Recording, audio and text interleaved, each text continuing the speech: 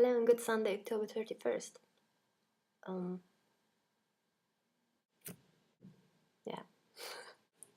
As I said last time, I don't have any plans besides going to the cinema to watch Despicable Me.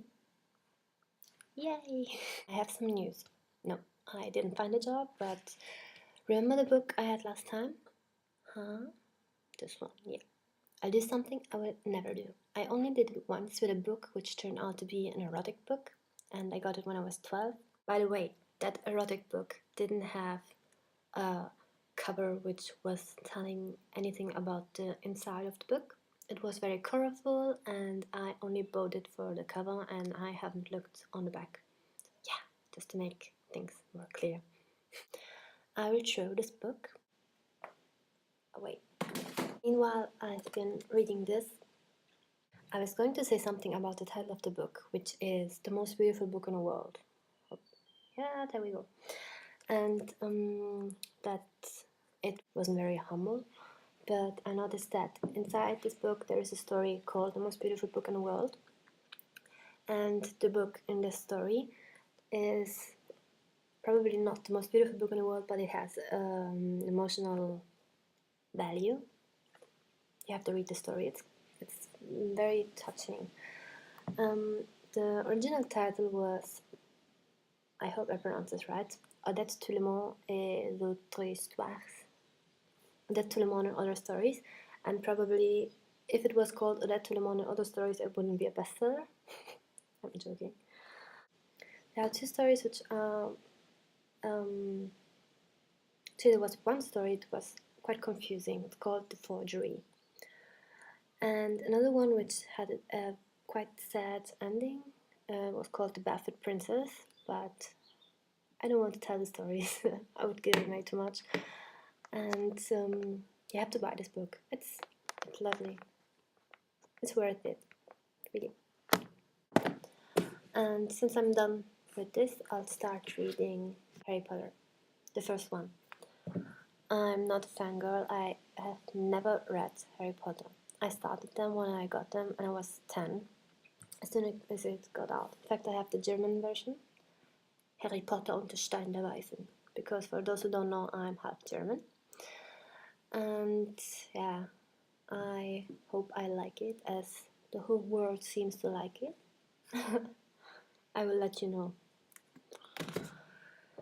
I can't stand this anymore. Sorry.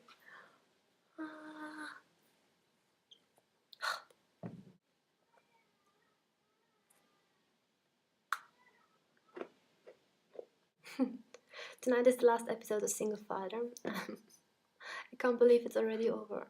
The last episode was so confusing I had to watch it twice. I can't believe they're going to solve everything in just one episode. It's weird. Are the kids his? What will happen to Lucy? Will Sarah and Matt stay together? What will happen to David and Sarah? Next week is going to be interesting, I think. Me and my two best friends, Martina and Francesca, are going to start a bakery course to learn to bake and stuff like that. But of course I have dance lessons, and our friend Francesca has to tell us something very, very, very, very important. If she says yes, we're going to Disneyland in November. Otherwise, no. Even though the reasons for a no are the most dumb reasons ever. But I'm not going to argue about that on here because I already spoke my mind too often. Yeah. By the way, for Martina and me, my best friend, it would be our 10-year anniversary at Disneyland. Because we went the first time together when we were 9, and now we're both 19. And it was the year we got those hats, we got them both, and those things. It's quite funny to see that we're still friends and still doing the same stuff we did when we were tiny. I don't know if you can see it. Yes, here you go. Me and my friend Martina, when we were 9, in front of the Hotel New York in Disneyland. It's a quite funny story. I invited my friends to my house, and Martina randomly said that she and her boyfriend were organizing some trips to somewhere if we wanted to join. And then she said if we wanted to go to Disneyland. Of course, I'm in. I told her I'm going to ask my mother, but I went outside and I said, Ma, I'm going to Disneyland in 2 weeks or so.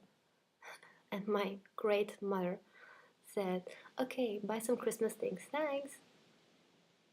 Huh? It's amazing. See you next week. Bye.